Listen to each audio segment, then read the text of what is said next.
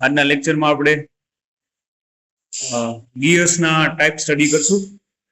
બરાબર, 2 થી 3 જે ગિયરના ટાઈપ છે જીટીયુ ની ફાઇનલ પરીક્ષામાં પૂછાતા હોય છે. બરાબર, તો આપણે આજે ગિયર્સના ટાઈપ સ્ટડી કરશું. બરાબર, ટાઈપ્સ ઓફ ગિયર. તો પેલું એમાં સ્ટડી કરશું સ્પર ગિયર. તો સ્પર ગિયર આવા પ્રકારનું હોય છે. ક્લિયર? ઓકે, આપણે અત્યારે સ્ટડી કરીએ છીએ ટાઈપ્સ ઓફ ગિયર યુનિટ 3.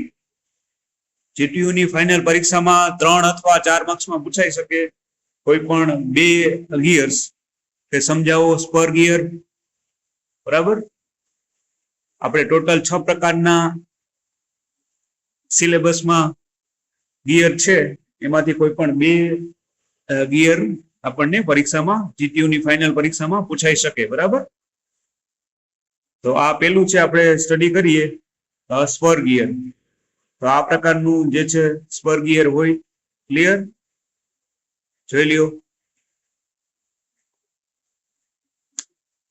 તો એના વિશે સમજતા જઈએ તો સ્પર ગિયર છે ગિયરનો સૌથી સરળ પ્રકાર છે. એકદમ સિમ્પલ હોય તો સ્પર ગિયર છે. ક્લિયર? હવે આ ગિયરમાં શું હોય તો આ ગિયરમાં એક સિલિન્ડર અથવા એક ડિસ્ક ધરાવતું હોય, જેમાં જે આ દાતા હોય એ રેડિયલી પ્રક્ષેપિત થાય છે. રેડિયલી એટલે આવી રીતે સર્ક્યુલરમાં જે દાતા હોય એ સ્થાપિત હોય. બરાબર, એક સિલિન્ડર, બરાબર, એક સિલિન્ડ્રિકલ ડિસ્ક ધરાવે છે, જેમાં દાતા છે એ એકદમ સર્ક્યુલર સ્થાપેલા હોય, પ્રક્ષેપિત થાય છે એટલે કે એકદમ સર્ક્યુલર એમાં બેસાડેલા હોય. બરાબર, સ્પર ગિયર છે એ સૌથી સરળ પ્રકાર છે, અને એમાં એક ડિસ્ક હોય જેમાં જે એના દાતા હોય એ રેડિયલી એટલે કે સર્ક્યુલર રીતે એમાં બેસાડેલા હોય. ઓકે, હવે શાફ્ટની લંબાઈ એટલે કે અહીંયા જે બાજુ હોય એમાં 90 ડિગ્રી ઉપર ગિયર આપણે જોવાથી જે આ દાતા હોય એના આપણે જોવી તો એ સીધું અને પરિભ્રમણની અક્ષની સમાંતર ગોઠવાયેલા હોય. હવે આપણે આ ગિયરને 90 ડિગ્રી ઉપર એને જોઈ તો આ જે એના દાતા આવે એ સીધા અને પરિભ્રમણની જે અક્ષની સમાંતર એકદમ ગોઠવાયેલા હોય. બરાબર, તો એનો ઉપરનો ભાગ અને ફરતું હોય એકદમ સમાંતરમાં જોવા મળે. બરાબર, આપણે 90 ડિગ્રી ઉપર એને આપણે ઉપરથી જોઈએ તો એના જે દાતા અને એનું પરિભ્રમણ હોય એકદમ સમાંતરમાં ગોઠવાયેલું હોય, ફરતું હોય ત્યારે. બરાબર, તો આવી રીતના એ 90 ડિગ્રી ઉપર આપણે એને જોઈ તો અને એની પરિભ્રમણની અક્ષ જોઈ તો એ બે સમાંતરમાં જોવા મળે છે. ઓકે, એકદમ સિમ્પલ છે. બરાબર, હવે નેક્સ્ટ જોઈએ તો આ ગિયર છે જે સ્પર ગિયર, એનો ઉપયોગ આપણે યાંત્રિક સેટઅપમાં ગતિ અને શક્તિને એક શાફ્ટમાંથી બીજામાં સ્થાનાંતરિત કરવામાં ઉપયોગ થાય છે. શું થાય કે આ ગિયર છે જે કોઈ પણ યાંત્રિક એટલે કોઈ ડિવાઇસ હોય, ઇક્વિપમેન્ટ, એના સેટઅપમાં એની સ્પીડ અને શક્તિને એક શાફ્ટમાંથી બીજા શાફ્ટમાં સ્થાનાંતરિત કરવામાં આવે છે. બરાબર, તો આનો ઉપયોગ જે છે ઇક્વિપમેન્ટમાં ગતિ અને એની જે કઈ શક્તિ હોય, બરાબર, એની સ્ટ્રેન્થ, તો એને એક શાફ્ટમાંથી બીજા શાફ્ટમાં રૂપાંતરિત કરવા માટે સ્પર ગિયરનો ઉપયોગ થાય છે. ક્લિયર? સમજાઈ ગયું બધાને? એકદમ સિમ્પલ છે. સ્પર ગિયર જે છે એ સૌથી સરળમાં સરળ પ્રકાર છે, અને એમાં એક ડિસ્ક ધરાવે છે જેમાં દાતા જે છે એ સર્ક્યુલર એટલે કે રેડિયલી એમાં ગોઠવવામાં આવે છે. પછી એને આપણે 90 ડિગ્રી ઉપર જોઈ તો એના જે દાતા છે એ એકદમ સીધા અને જે ફરતું હોય પરિભ્રમણની અક્ષ સાથે, તો એ બે સમાંતરમાં જોવા મળે છે. અને આનો ઉપયોગ આપણે યાંત્રિક સેટઅપમાં એની ગતિ અને એની જે સ્ટ્રેન્થ હોય, શક્તિ, એને એક શાફ્ટમાંથી બીજા શાફ્ટમાં સ્થાનાંતરિત કરવા માટે આનો ઉપયોગ થાય છે. બરાબર, ક્લિયર?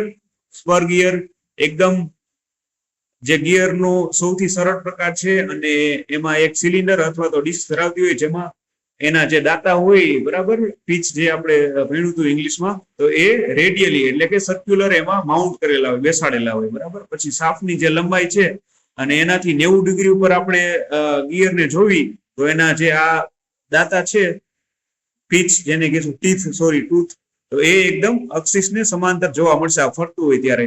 ક્લિયર? અને આનો ઉપયોગ છે આપણે સ્પીડ અને સ્ટ્રેન્થ એક શાફ્ટમાંથી બીજા શાફ્ટમાં સ્થાનાંતરિત એટલે કે કરવા માટે થાય છે. બરાબર? ચાલો નેક્સ્ટ હજી એમાં જોઈ લઈએ. તો આમાં જે છે ટ્રાન્સફર મશીનરીની ઓપરેટિંગ સ્પીડમાં ફેરફાર કરી શકાય. બરાબર? જે કઈ મશીનરી હોય એની ઓપરેટિંગ સ્પીડમાં આમાં ફેરફાર થઈ શકે, અને ટોર્કનો ગુણાકાર પણ થઈ શકે, અને પોઝિશનિંગ સિસ્ટમમાં ફાઇન ટ્યુન નિયંત્રણ માટે પણ આમાં એની પરવાનગી આપે છે. એટલે કે એમાં થઈ શકે.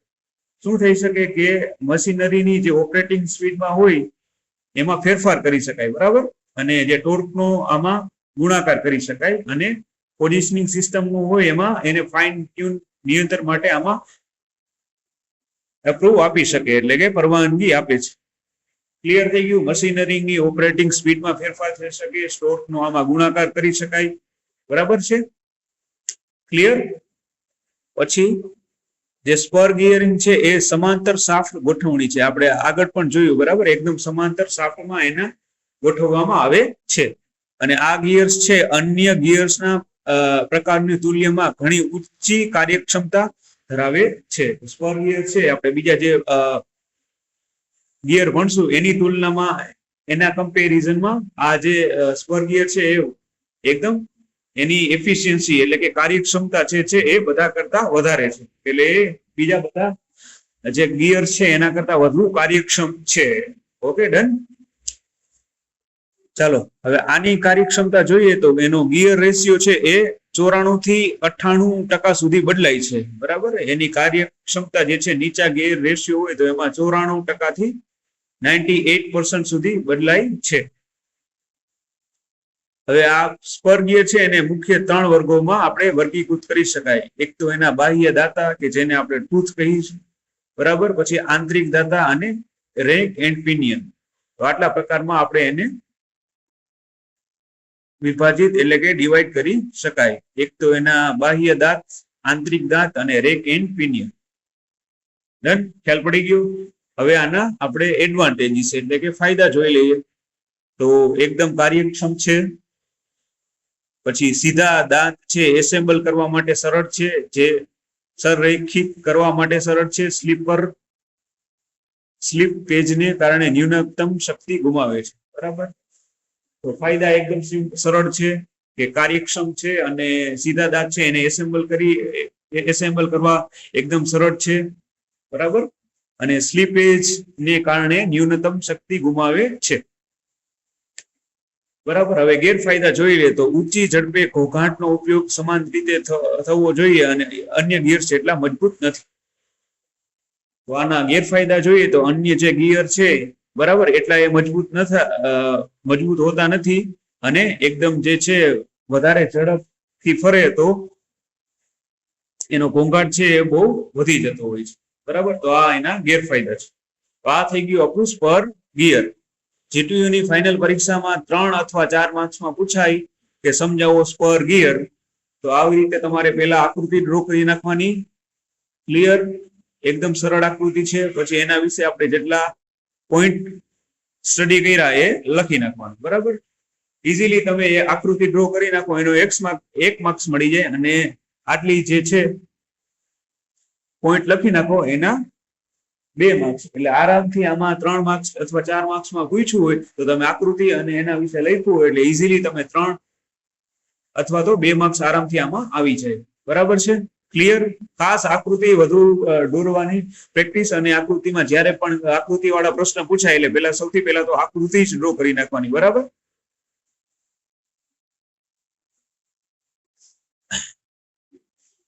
ચાલો હવે બીજો પ્રકાર જોશું, રેક અને પિનિયન.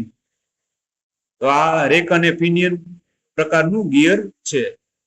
જોઈ લ્યો, આવા પ્રકારનું જે છે આપણે આને રેક અને પિનિયન ગિયર આવા પ્રકારનું હોય. ચાલો જોઈ લ્યો રેક એન્ડ પિનિયન.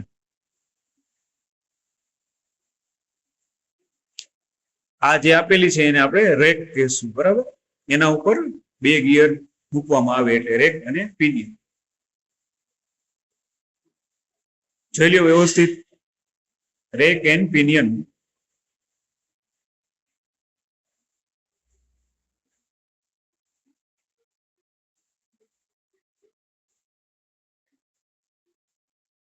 ચાલો પછી પિનિયન અને રેક કોને કહેવાય એ આપણે આમાં સમજીશું. પહેલા તો સૌથી પહેલા આકૃતિ જોઈ લ્યો.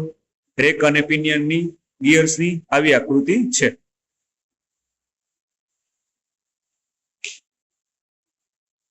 ખાસ આકૃતિ ડ્રો કરવાની પ્રેક્ટિસ રાખજો, જેથી કરીને પરીક્ષામાં પૂછાય તો ઇઝીલી તમે ડ્રો કરી શકો અને આવડી જાય.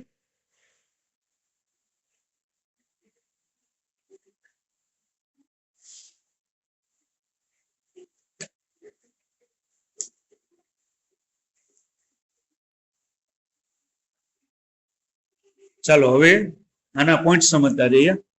તો આ જે રેક અને પિનિયન ગિયર છે એક પ્રકારનું લિનિયર એક્ચ્યુએટર છે, બરાબર. આ એક પ્રકારનું લિનિયર એક્ચ્યુએટર છે. એક્ચ્યુએટર બધાને ખ્યાલ જ હશે, બરાબર. આપણે પહેલા ચેપ્ટરમાં ભણી ગયા, બરાબર. Movable parts of any equipment or instrument is known as actuator, બરાબર. જેનાથી આપણે ઓપનિંગ અને ક્લોઝિંગ કરી શકીએ, બરાબર. એને આપણે એક્ચ્યુએટર તરીકે ઓળખીશું.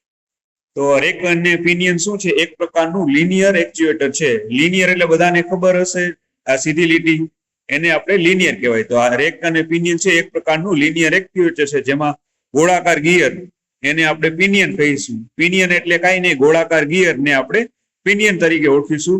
અને રેખીય ગિયર એને આપણે રેક કહીશું, બરાબર. તો રેખીય એટલે ખ્યાલ પડે, રેખીય એટલે સીધી લીટી. તો આ જે રેખીય ગિયર છે એને આપણે રેક કહીશું. આમાં દર્શાવેલું જ છે. Done, clear? ક્લિયર થાય છે બધાને રેક કોને કહેવાય? રેખીય ગિયર એટલે કે લિનિયર ગિયર એને આપણે રેક કહીશું. અને પિનિયન એટલે ગોળાકાર ગિયર, જેમાં આ દર્શાવેલું છે આને પિનિયન કહેવામાં આવે. રેડી?